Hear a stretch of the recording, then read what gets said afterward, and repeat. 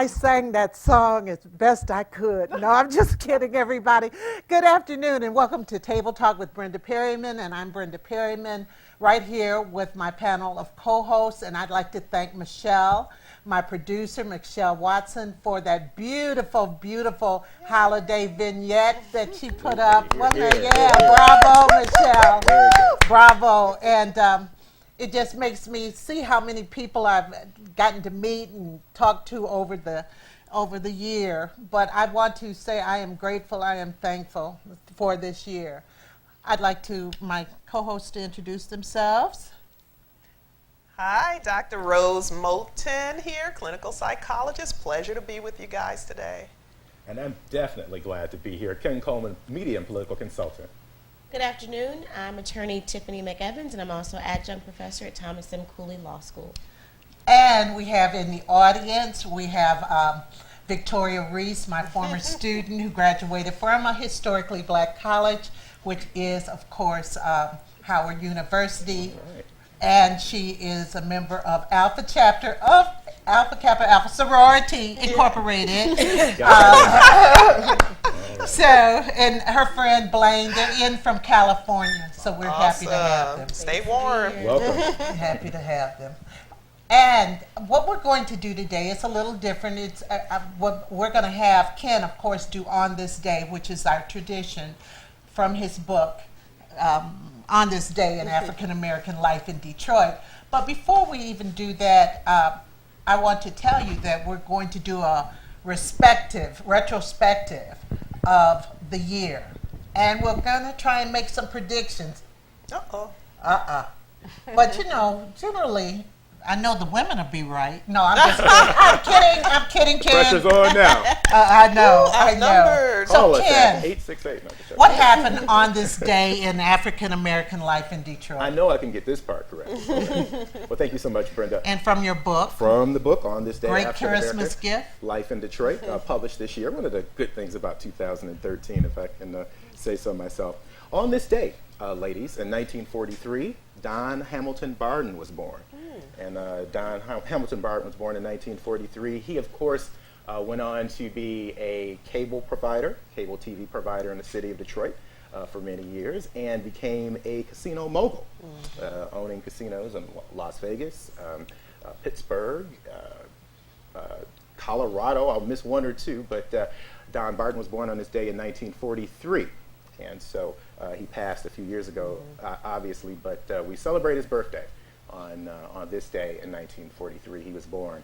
Also, 2011 marked the passing of a giant in our community, in the civil rights community, Dr. Claude Young. Yes, of course, yes. Dr. Young was famous for being Mayor Coleman Young's cousin, but he was very important in his own right.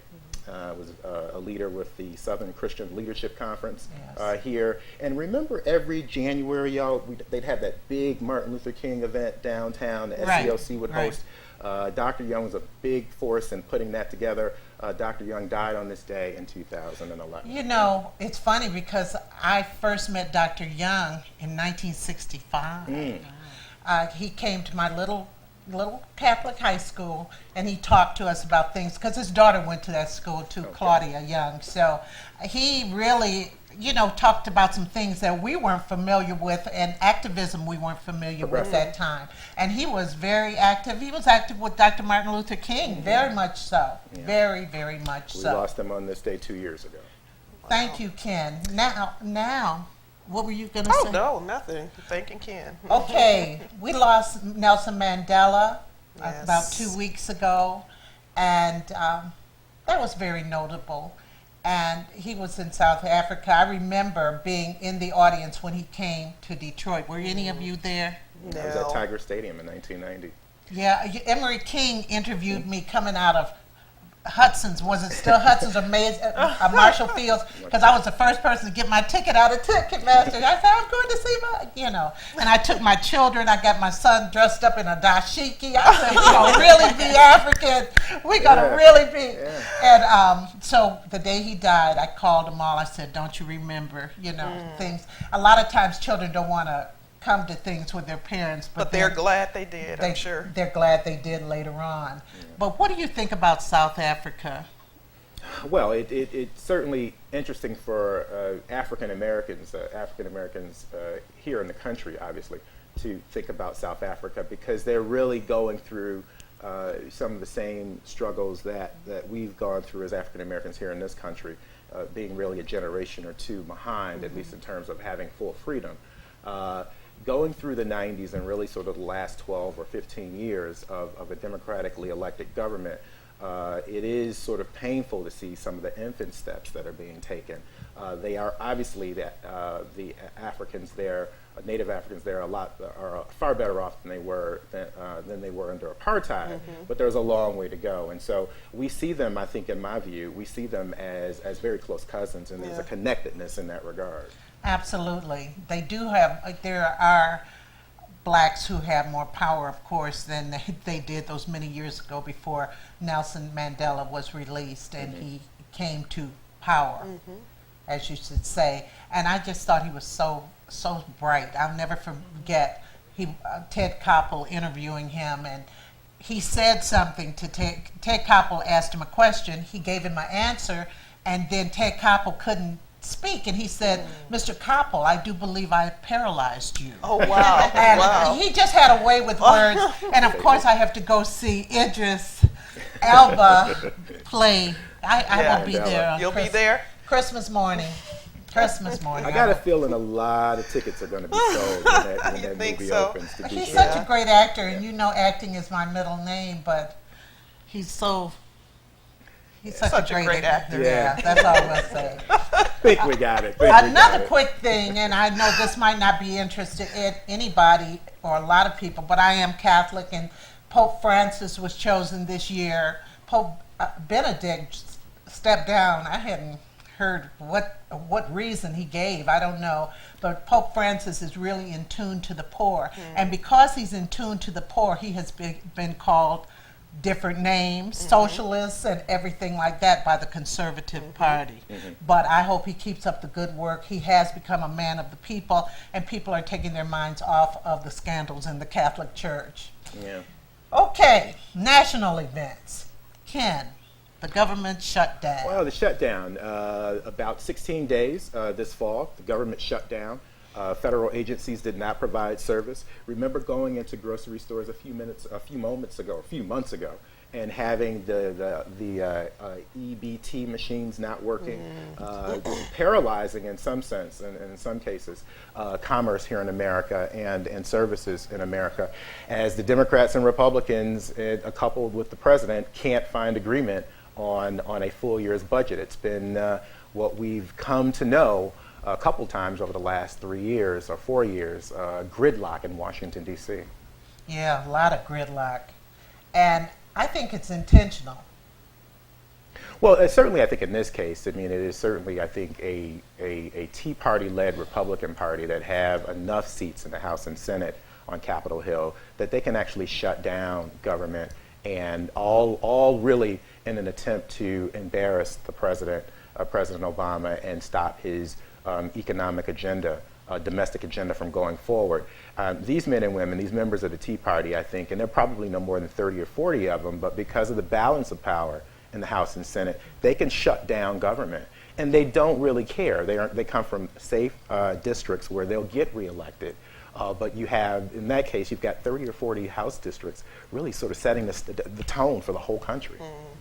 And it is shameful. Very shameful. And to think of all the lives that were affected by their inaction, and as Ken stated, they just truly didn't care. It was a trickle-down effect. I actually was affected by it because I went to go and change my last name, and I couldn't. Yeah. Oh, wow. Really? Because of the shutdown, I wasn't able to change my last name. Wow. Oh, wow, you suffered. I suffered. I did. They need to be sued. And hubby was mad, wasn't He he? was. He was mad as a said, wall. "What do you mean?" What do you mean you can't go down there? Can't take it. Government says. He is the chief. Okay, George Zimmerman, the Trayvon Martin trial, the George Zimmerman trial, about his murder of Trayvon Martin. Can't get anything to stick on this guy, right? I mean, it's amazing to me. Not only the verdict in the Trayvon Martin situation, but what we saw, continually. I mean, here's a guy. Remember, ladies. Here's a guy that right after the acquittal, asked for the gun back, petitioned to have the gun. And it was given and it was given to him. It was given to him? But Yeah. what goes through He Dr. has the Moten? murder What goes weapon. through somebody's mind? I mean, Lord. no, you probably had he probably had to sit down on the couch for a long time to sort of have to figure him out. But if But nothing, he's broke. I'm a PR guy, and if nothing else, for public relations reasons, whoever was advising him, dude, you might not want to do that. I mean, that shouldn't be the first thing out the jump, out of the gate, that no remorse, he goes out. Remember, he tries to save, he goes out in traffic and tries to save a Person in an person in burning an car. accident, a burning car, and he just causing havoc all over Florida. Well, Texas. Texas, yeah. yeah. Also. Yeah. I don't think it was anything different. It was just that now he's in the spotlight because of the trial with involving Trayvon Martin and the incidents that have come since the trial with his ex-wife and then his girlfriend. These are things that are going to continue to happen until someone actually steps up and follows through. It's not enough to just call the police. You have to follow through on those actions to actually prosecute him and have that evidence to back it up. And that's partially the reason why the domestic violence statute was enacted, because domestic violence is simply assault and battery. It's just deemed domestic violence because of the relationship between the two parties. And it's a common theme that when you have a close relationship, boyfriend and girlfriend, mother and daughter, husband and wife, roommates, that the victim will back down and choose not to prosecute. So with the domestic violence statute, it allows the state to pursue some cases, only some, because they still have to have that evidence when the victim decides not to pursue the charges. Well, she has decided not to pursue this last case, not to pursue the charges, and then he got off again. It's like, I mean, but he's a bad penny. He keeps coming back. He comes back, but we have to remember he had a trail before That's right. Yes. Trayvon. So this Right. has just been his life. Yes. We're just aware of it because of the incident. He's on the front with page Trayvon. now That's because right. of Trayvon. He's So his behavior has not changed, and it won't change. Right. Well, that was one of the things I said initially. This guy has been in trouble before. He's used to this before. He's used to all of this, and he's used to getting out of it. Yeah, absolutely. And you see that by the subsequent actions. Well, enough of him. The background checks for firearms, it went down.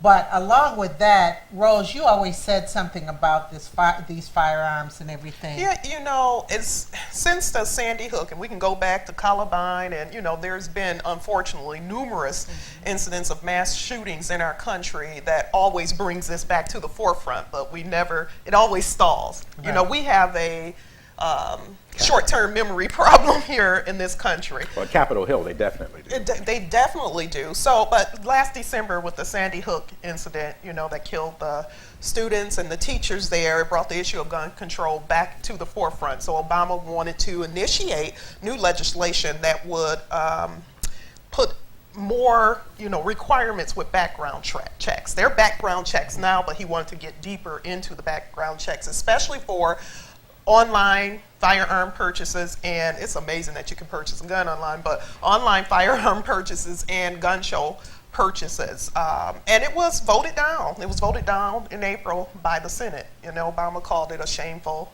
day in our country. But one of the things I've always shared, unfortunately, every time we have one of these incidents, and we just had one, recently Last week. with another gun incident, but we need to stop looking at the symptoms. I think Sandy Hook, Columbine, and all the numerous other mass shootings, Aurora, is just a symptom of a much larger problem. And we keep attacking the symptom and not the root cause. Right. And the root cause, the commonality behind all of these things is the emotional and mental health issues of these individuals who are committing these atrocities in our society. Even the young lady, remember a few months ago, that drove her car into the Capitol. Right. It was, Mental health. shown that she had suffered with mental health issues. And we continue in this country, and our prisons are filled with individuals who are being criminalized because of their mental health issues, and that's unfair. That's unfair. But the focus continues to be on gun control, and yeah, you know, that's something that has to be addressed. But these situations, these unfortunate mass shootings that continue to occur in our society, are not an issue of a person who just decides to get a gun and for whatever reason. Anyone that can commit a mass shooting has mental health issues. Right. I mean, for you to be able to commit such a horrendous act is proof that you are not stable emotionally. Right. And right. I think as long as you have a situation, Dr. Moten, where gun laws are, really the providence of government, right? Federal government for the most part. As long as you have a situation, ladies, where, you have 535 men and women on Capitol Hill who have to be elected every 2 or 6 years,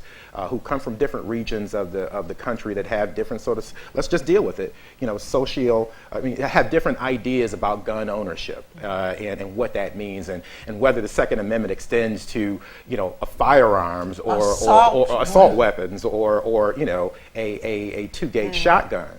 To kill a deer. I mean, as long as you have that, I think we're going to be in that situation. We all remember 25 years ago when Governor Engler closed the mental health clinics. Right. And you see half the people Right. walking around along Woodward and along Grand River and along Gratiot talking to themselves are people that used to be in mental health facilities. Those are some of the people that are hitting us over the head Absolutely. This is and true. doing B&Es and breaking into our cars. Absolutely, and it's just very unfortunate. And you think about last week, they said the 17 or 18-year-old who did that school shooting, killed himself and critically injured a young lady. He had bought the gun himself over Really? the counter. Okay, I Over didn't the hear counter. that. Wow. I mean, that gun culture. There is a gun culture, and he was seeking revenge against the teacher. Thank God, I thought about that. Being a teacher, I thought about how many people might have been after me, but no, I don't know. You never know. I did have someone after me once. I had to be walked to the car and all that stuff. But again, it's a sign of their emotional instability. Absolutely. Emotional instability that is just being overlooked in this country. If you want to call us, you could call us at 313-868-0342 or 868-0351 or 868-4336. Now, we can quickly go through these, the Boston Marathon bombing, and you are a runner. You are a runner, Ken.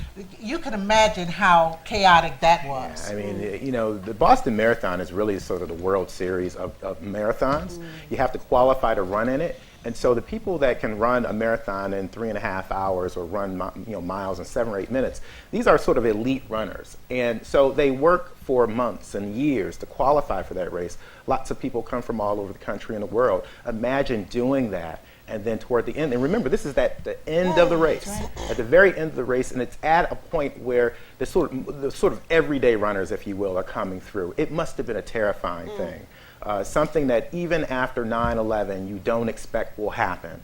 But the symbolism of having it happen on Patriots Day, which is sort of a huge holiday. September 11th. Yeah, a huge holiday in Boston. It was the opening day for the baseball season. It was in April. Patriots Day, April, right. yeah.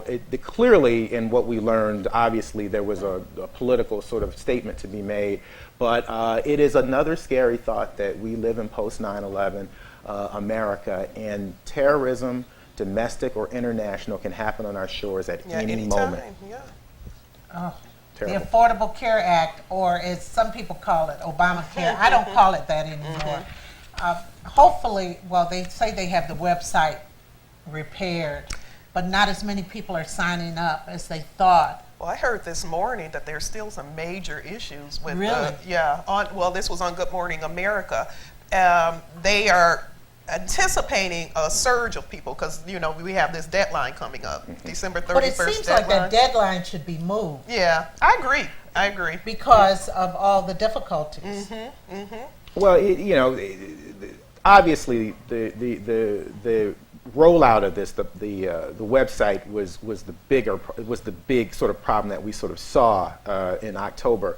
But it really, I think, is the growing pains of a major policy shift. I mean, you can't really even compare this to Social Security in the 30s or Medicare in the 50s or 60s. I mean, this is a major thing. Yeah. You know, tens of millions of people who weren't insured now have the opportunity to get insured. People who were insured losing their insurance, you know, in this process, not by design, but it was a byproduct of it. It's a major cultural shift. I mean, I certainly think that the president and his team got the website unveiling wrong. They messed up on that in a major way. But I think we also have to step back and recognize that this is going to take a period of time to work through the kinks. And you know, the problem for the president and Democrats is the world don't stop. I mean, you've got an election, you know, every couple of Novembers, and I think the Democrats are going to have some trouble because, you know, unfortunately, because people are going to throw this up in their face. Yeah, they're going to throw it up regardless. Yep, they're absolutely. going to throw up things. There's no question. There's no question. So it'll be used as ammunition. Absolutely. What I Political thought football. was interesting about the affordable health care was that there was a skit or a piece on Jimmy Kimmel where he was interviewing people walking down the street and he was asking them which do they prefer, the affordable health care or Obamacare, and they were all saying, oh, I'm totally against Obamacare and it's just awful. I would choose the affordable health care. And it was amazing how ignorant people were, not knowing that it was one and the same. The Kimmel skit was you know, actually was real. I mean, there was a Pew Research study that, you know, an actual poll study that indicated that people, you know, when you call it Obamacare, when you call it Affordable Care Act, I mean, people like, it was wonderful. It was scientific, you know, scientific research, which again has been implemented in other states. Yeah, you know, by Massachusetts. and it's doing well in California. Yeah, has done well in other states and instituted by Republicans. I got to ask my Well, one was named Mitt Romney. I got to ask my California guests about this. Yes, because their governor is Jerry Brown. Anyway, to go on, let's go to the local stuff. Let's get down to the local stuff. Okay. Detroit made the news repeatedly. Like every month, right? Across the country because bankruptcy. Well, it was a huge deal. Obviously, we spent most of the year reading in the newspaper, hearing both sides of the issue, the unions and the governor and EM arguing over whether or not pensions could be touched in a bankruptcy. And you know, whether or not it would be constitutional on a federal scale. We finally got the answer, or at least the judge's ruling, several weeks ago, in that Detroit, number one, does qualify for Chapter 9 bankruptcy. But then secondly, he ruled that the federal constitution trumps the state constitution and says that pensions can be touched and can be impacted. I just think that is so unfair. That is so unfair, though. Well, you know, we've all got skin in the game. I mean, I've got my parents have both retired from the city in the last couple of years, and you know, my stepfather's in that class too, and so we're very much affected by you know, the decision on this, which obviously is going to be at some point. I mean, they've lost their health care, or you know, their health care is not. You don't have lifetime health care anymore. Right. Yeah, and so that, you know, that's one end, and so the other shoe to drop will be, you know, how much of a cut of their pension will be impacted. 20,000 pensioners, most of them earning between $19,000 and $20,000 a year. Many of them sort of needing that to go along with Social Security and whatever savings they've been able to grapple to maintain to live their lives in their golden years. And it's going to have an impact. I mean, a lot of the homeowners in Detroit proper are city employees that are retired. It's having a huge impact because they're not using this money to vacation. This is money that they need to live. Basic and day-to-day survive. living. Their basic needs. But don't you think this is just a sign of a paradigm shift? I remember years ago, 12 years ago when I started my doctoral program, during my entry colloquium, one of the books we had to read was entitled The End of Work. And I was reading this book and I was terrified because this book was talking about how there will be no such thing as pensions and how, there will be no such things as retiring at these early ages and people are going to work until the day. And I'm looking like, what is this book talking about? This was just 12 years ago. And you fast forward, the reality of the world of work is so massively different than what it was for my parents' time. I never expect, and I know we talked about this on the show, I don't expect to retire. Fortunately, I love what I do, but unless I get a Mega Millions windfall or something, the likelihood is that I'm going to be working my entire life. Even years ago, I worked for the state of Michigan. When I came in, they did the pension. New people who started at a certain time don't have a pension. Yeah. So this is just the reality. We're going into more of a privatized, where you're going to have to look out for yourself. I think you're on to something, to be sure, Dr. Mona. I think the challenge here is, in the private sector was first, they were first to sort of grapple with this. And so now you virtually don't get a pension if you work in the private sector. It's always like a 401k or something. I think the challenge here is, even if with the UAW, the automotive workers, is, there was sort of a line there, right? I mean, if you get hired after X date, you're hired under the contract that speaks to a 401k. Right. You're not getting, the older people, the more seasoned workers, the retired workers, didn't get pension cuts or slashes like, at least what we're talking about here. And so when you get, go to my parents, Detroiters that are in their early 60s that worked for the city for 10 and 20 years, very much looking forward to that pension, which is one of the things that caused them to go ahead and retire.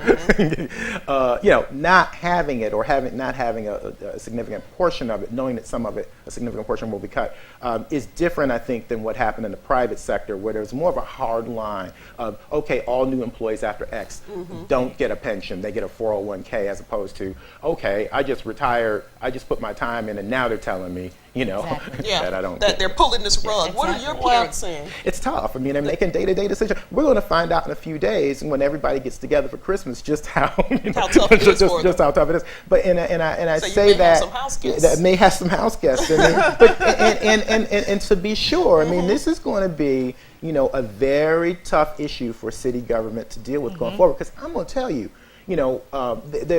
obviously now you don't have to live in the city to work for the city, but most of the retirees that worked for the city still live in Detroit. They're the people that have been keeping the lights on in this place for 10, 20, and 30 years. And if they got to make decisions on what medicine to buy and what bill to skip, it's going to be havoc out there. Right.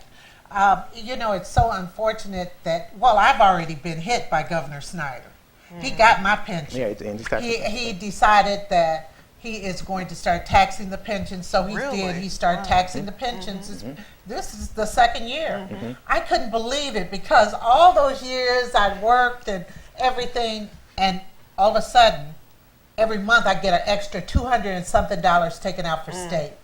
Yeah. That's significant. Because I already get federal and everything. So, I mean, everything. I wasn't a person who retired with this giant nest egg. And most people don't. I mean, it's the reality, but it's the reality in which we live. I mean, I can see the devil's advocate says, well, the unions collectively bargained with the city, and there were a lot of good years, and for the city employees there was a lot of, there were 13th checks, that the sort of extra check that you'd get some years when times were better for the city. Arguing, well, they got some of that, and so there's always a downside to these things. But I just feel like the least of the are being crushed in this, and again, there are political decisions that are being made in Lansing, and that's why 14 is going to be such a big year. It is going to be a big year, and it's going to be a big year in Detroit, because Detroit has a new mayor, and that's Mayor Mike Duggan, Mayor-elect Mike Duggan. When do they get sworn in? The 1st of January. The city council is already sworn in. No, not yet. Formally, what happens is, and there are really two processes. One, they really they don't. The city charter says that they take office in January. In fact, the current charter, the current city council is actually having its last session right now. But the mayor and city council, the new clerk, and the police commissioner will all be sworn in a public ceremony. Some of them will take the oath before then, but their terms begin on January 1st. I thought some of them already did. Well, we'll have Mary Sheffield on city council, who will be is 26, 27? 26. 20, what? Maybe 26. She's the youngest. She's the youngest city council member in the history of Detroit. 27. At 27. Yes. I'm not going to argue. Well, I just say that because our birthdays are the same day. All right. So I kind of know this one. All right. But also a new cabinet it has one former state representative on it, George Cushenberry. I wonder how all of this is going to play out. I wonder who's going to be president of the city council. Yep. Those will all be questions that will be answered very early in the process, probably in the first week of January. Who becomes president? There's talk about Santel Jenkins and Brenda Jones both wanting to be council president, but there's also talk that George Cushionberry may want to be president as well. You're so kidding. that'll be the real first order of business, figuring out who's the chief. Oh, jeez. But didn't you think this write-in election was just historical? I I don't think it got the coverage nationally that it probably could have. Really, should have gotten more, because this was unprecedented. Absolutely. Here you start off with all these candidates, and Mike Duggan is there, and then he's not there, right? He's not there. He goes on vacation and thinks about it, and people call him when he's on vacation, and they say, Mike, you got to do it. He comes back from vacation 7 days later and says, I'm going to do a write-in candidacy. And, he was fought tooth and nail about this. Every step of the way. way. I mean, it was a story within a story, in a year that already had, a big story seemingly every week. But Mike Duggan defied really all traditional political odds and becomes the first white mayor of Detroit since 1974. Right, absolutely.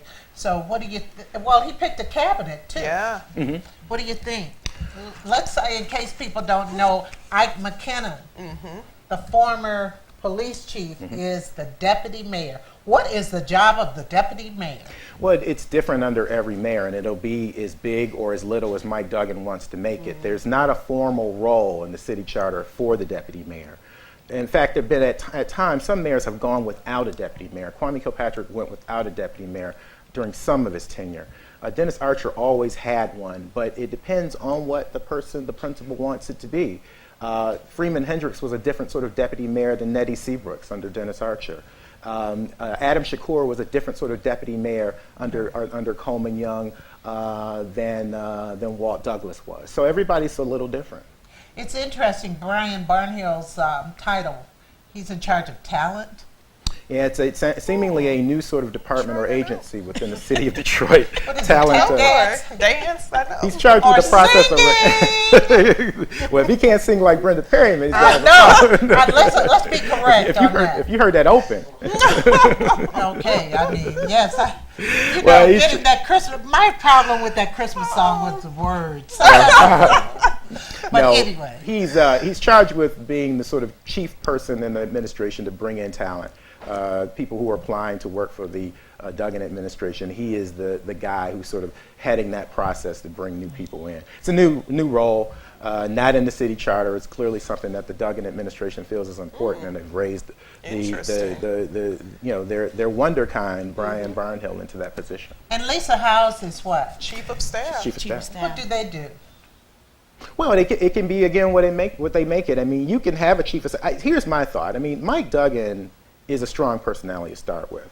Mike Duggan is probably going to be, a very hands-on mayor who will probably, especially in these days and times, will probably be part of every part of city government. So I don't know how much of the reins Lisa Howes will, have as chief of staff, but it's usually the person who the weekly staff meetings, that person is the person that sort of leads that process. They don't really have a community role. They really sort of run the mayor's office, the 11th floor.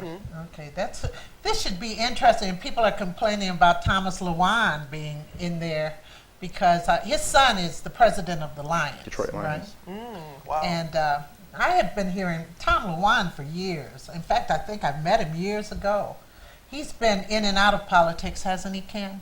Yeah, he's actually Mike Duggan's personal attorney. And LeWan has been around a long time, what tends to happen in these things, and I know there's been some criticism about, people have said same old faces and stuff like that. What tends to happen in situations like this, you pick people who have a skill set, right? But you also pick people you can trust. And so it's not uncommon for, your personal lawyer to become, the law department director, or for, the campaign director to play a prominent role. Those are the people that they trust.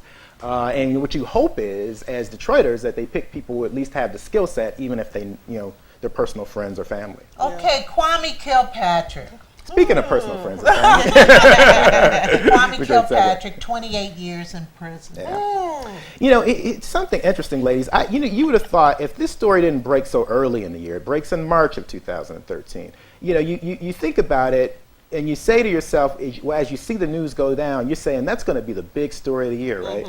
In some ways, given everything else that happened after March, the Kwame Kilpatrick sentencing, at least seemingly to me, you know, was not really sort of the top story It was in Detroit. somewhat anticlimactic. In a way, I mean, we certainly knew he was probably going to be convicted. We sort of debated on how much time he would get, but I don't know. And maybe you guys have a different take. I agree. I think while it was going on, I made the comment that this was going to die down, and then we weren't going to see it in the news anymore. It went from every day, you know, on every channel To nothing. To nothing. And this is what happens. This is just life. So I know it's unfortunate for Kwame because he wants to get an appeal and, you know, keep this thing alive as much as possible. But that's something for us all to remember. In the blink of an eye, we can become very irrelevant.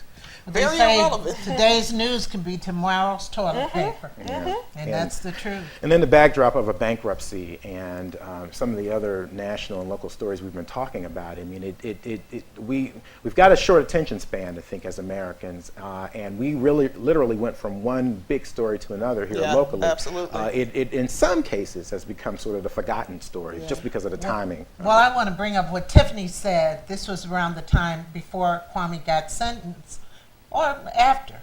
I don't even know, when did he get sentenced? October, right? Yeah. Well, she was saying that she had never heard of a defendant not getting an opportunity to take care of his business after he was convicted. It wasn't that it's never heard of, but it's very common, especially with federal cases.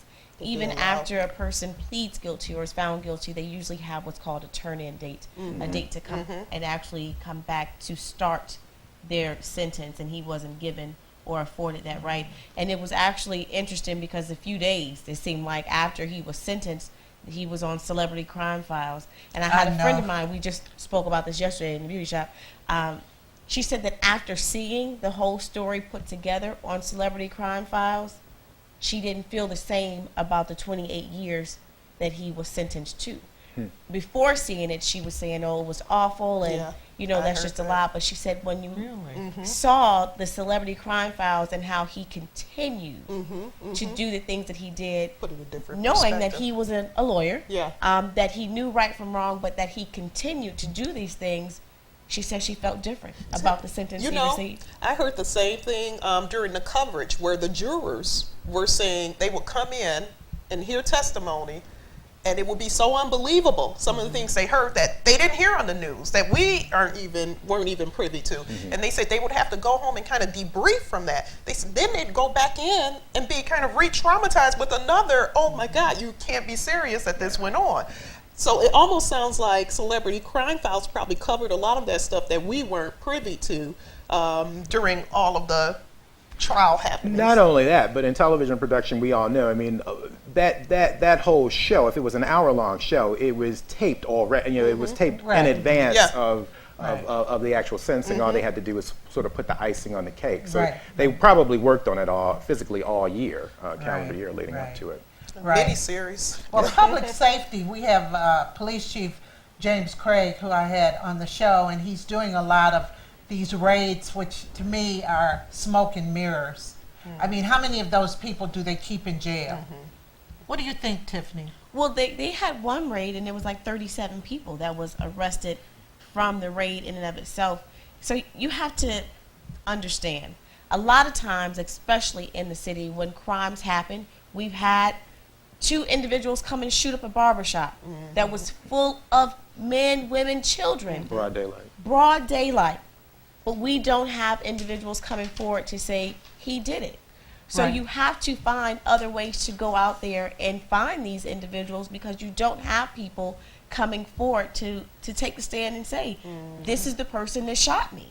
Well, I'm going to tell you, he can do all these raids.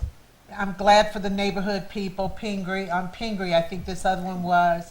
But I want to know the closure rate. I don't think there's enough closure rate for the horrific murders and everything. I mean, I think they're trying to distract the public. Well, look, I'm going to disagree. I mean, I think we can walk and chew gum at the same time on this. I'm all for the raids. You know, when I came home, too. actually, after doing table talk when we were downtown a few weeks ago, I come home. I live in Elmwood Park, and they're doing the big bust on the King homes on the Lower East Side. That was a day I felt good about living in Detroit, and I'll tell you why. Look, the reality is, as long as there's probable cause, as long as it's not stop and frisk, we live in a town which, quite frankly, loses tens of thousands of people every month, mainly for the crime issue. I'm a lifelong Detroiter, live in the city. I'm good with all that. I think we can have that and look for a higher closure rate. I'm not disagreeing. Walk and chew gum at the same time. Yeah, but I just haven't heard anything about closure rates. Well, it's a process, Brenda. I mean, Exactly. he's The been raids here. just started happening, yeah. so you have to go through the I judicial think process. that- You want saying- everybody to are have you a saying constitutional- historically you haven't seen? Are No, you talking I'm more talking historically? about all the raids. That's all well and cool, but we've had in the past few months some horrific murders, and before that and everything. Look, I'm going to be tough on crime on Pookie, but I want Pookie to have his constitutional freedoms to, you know, there's a process that has to be involved here. I mean, it's a dance that the law enforcement does with the prosecutor's office, that does with the judicial system. I mean, there's an involved process here.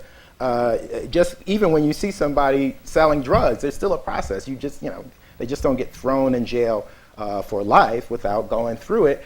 You know, we all think sometimes that due process takes too long in a city that has a lot of crime. But I'm all for the raids. But I agree with you if you're saying it just can't be PR, and I hear you on that. But I think you can have one with the other. Okay, I believe that too, but I think they need to hire more police officers too. Well, he can't do that. I know. And Oh, he's well, not gonna do I'm it. not saying it's him. Yeah. Detroit is getting money for different things, and I just wish law enforcement was one of them. Well, public safety is going to be the key to drawing the population in. That's going to help create a diverse city where you're going to have different. People don't realize that downtown there've been over 100 in a month, over 100 criminal offenses. Oh yeah, downtown is far from, you know, people think it probably, relatively speaking, is among the safest places to be downtown. But you know, I lived downtown proper for 11 years. The crime does happen. I mean, everything from B&Es to shootings and the like. I mean, I lived across the street from a infamous topless club that you'd hear gunfire every Saturday night. I mean, you think it was, you know. part of that? Part of that, right? The closing show. It goes back to them Last starting call. at home. There's only so much that the police can do. Yeah, You have to want better in order to get better. And I mean, there could be police everywhere, and people, if they're going to commit a crime, they're going to commit a crime. My vehicle was stolen on Clinton. And for those of you that don't know, Clinton is 1300 right Bogan. there by, I was parked literally Wow. across from Frank Murphy Hall of Justice and the Wayne County Jail. Clinton is the street that divides both of those, and my vehicle was stolen Yeah. Oh my God. from Clinton, and the jail and the courthouse is right there. So it's, even if you have the police presence everywhere, just think about the Juvenile Court, where you saw the media watching an individual break into the young Yeah, lady's I car. remember that. They didn't yell stop, anything. They just videotaped it and, you know, watched him on walk the on news. up. Exactly. And let him go on about his business. We've got an So exclusive. We have to start speaking up. Yeah. And if an individual knows, well, I'm not going to go back over to those Martin Luther King apartments because, you know, the police are around there or they're raiding over there. They even showed a videotape of a gentleman that was calling I his saw friend that. saying, My- hey, you Yeah. better get out of that You don't area. wanna- It's you don't hot wanna over be there." over here. Answered the Yeah. phone. Don't think twice about it. Yeah. Look, the when, chief when things go wrong in Lafayette and Elwood Park, we generally look south to the King homes. It's just the reality. There are a lot of great people that probably live there, but probable cause and propensity says that is a crime area, and everybody in that part of town knows it. I was all right with the raid. It was one of the great days of Detroit as I sort of came up Lafayette and said, oh, maybe I need to cut this way. Well, I was going to go into the some predictions, but first, I think we need to do. You know, entertainment is my thing. What are 3 big entertainment stories that we had this year? Putting us on the spot, Brenda. No, I It was don't. a curveball. I thought that one story was how crazy Kanye West is. Oh yeah, right. That's the continuous. Well, you soap know my opera, theory with that. Yeah, and that it's car never accident. I'm serious. As a psychologist, there is a syndrome called frontal lobe syndrome. So people who have had traumatic brain injury, it causes very poor judgment, impulsive behavior, emotional instability. Like every symptom this man displays are classic symptoms of someone in patients I've worked with in the past with frontal lobe syndrome. I've never heard that. You know, if he was in a car accident as horrific to have his be on life support and have his mouth wired, we know that it was impact. Right. And I think he suffers from that, and I don't know if it's something he's been diagnosed with. Yeah, Kanye he's one of these guys that can be, brilliant in one area, and then the next time you see him, and it's like, What? Yeah, yeah. So I don't know. I know we got introduced to the term twerking over the course of the year. People have been twerking since I was a kid. I didn't know what it was. I didn't know it had a name. It wasn't though. called twerking. But the thing is, I remember when the young people, not that I twerked, but I can. That the young people. I am done. She's going to sing at the end of the show. I can't do and it. she's going to come right out here and twerk. Don't let me have to. I can stand up and Please show don't. Oh, but anyway. And the phone lines are 868. Okay. Anyway, I mean, come on. How many times did you see at parties people bend over? Yeah. Oh, twerking. The dance Miley is not. Cyrus, Yeah, because it went over. There It you go. crossed over. There you go. Basically, that There was you the go. big deal. It crossed over. You saw these There you girls go. on YouTube with the legs up in the air on the wall I and know. doing the twerking. It's interesting. One of I think it was CNN or one of the news channels. They were discussing how. People around the world, African cultures. This was just That's what they do. This is That's what do. they You know, I know. Yeah. You know, I this know. is nothing new, and it's not. Brenda mad. Brenda mad. She's mad about it. No, I know. I can't take it. But took in my these dance cultures, from me. It's not seen as anything offensive. I mean, They don't call it twerking. Oh man. No, I'm not gonna. Okay, I won't do it. I won't do it. I Okay. don't get paid for that. If you were getting paid for it, though. She twerked her mic off. I was getting ready to twerk. Well, you all missed it. Okay, another big news story in the world of entertainment. Well, some of the movies that came out, 12 Years as a Slave, Excellent movie. Awesome. and the performances involved in that. The Butler. The Butler. The Butler. Big year for African American films, and we'll see just how good of a year when the series of award shows. Well, come I out. don't But know. think it's I gonna don't. be good. I always tell Really? people don't don't put all your eggs in the award show basket because it is basically run by another culture. Yeah. Who doesn't always appreciate the things that happen. That are more positive in our culture. But I think that, and I totally agree with you. But I think the difference I think about these films that we're talking about, the 2013 films, they've been films that really largely were deemed great films by the dominant culture, even before release. I mean, I remember reading some stuff in the New York Times over the spring and summer where they were talking it's going to be a great year for African American films. They talked about The Butler.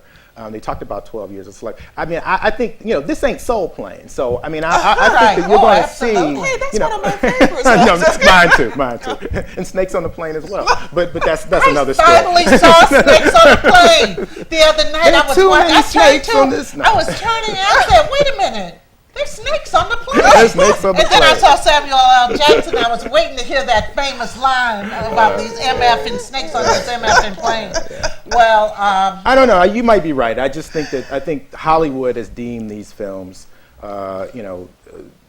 interesting films and must-see films, and they may win or may not. I mean, the stake, over the last 10 or 12 years, the stakes have been raised for African Americans. I mean, we've won Oscars, and so now people some of us expect to win Oscars every year. That won't happen, but I do think those two films in particular are going to be highly acclaimed. The Mandela film is going to be for a lot of different well, reasons. he already won my Madea Oscar. film. No. That goes into the Snakes in the Plane. And I thought he was going to say Category. Madea Christmas. Madea. I know people who went to see Madea Christmas. Well, people fight you over those Madea films. Now, you can't. I better be quiet then. Huh? Man, I was on a bus going to one of the civil rights marches, and they would, in the buses now they show these films overhead. had a Madea marathon going on. Oh, God. You know, To civil rights. yeah, it's civil rights. I mean, you know, and I'm trying to sleep. It's one of those buses that you take the trip overnight. Man, they wouldn't turn the Madea Films off. I'm telling you, I love Tyler Perry. Happy that he's Yeah, a absolutely, multi-millionaire. absolutely. Ain't mad at him, but I I think you need can't to do bring it Madea. I can't Bring do it Madea. up. Well, ladies and gentlemen, we're coming to the end of the show, end of the year. This is our last table talk for this year. We will see you on January 10th with a new table talk, and I'd like to thank all of you who supported us and who saw some of my people out, and they said, "Oh, I saw you on Table Talk. I saw you on Table Talk." So thank you so much for supporting us, and I just hope that this coming year brings you the best, and I hope it brings all of you the best. 'cause Same it's to been you, Brenda. quite a year for Yes. Much some love, of us. Clyde. I mean, Clyde, I love you. I mean, let's get together and have some beans at the end of the year. Happy holidays. Happy holidays, holidays. everyone.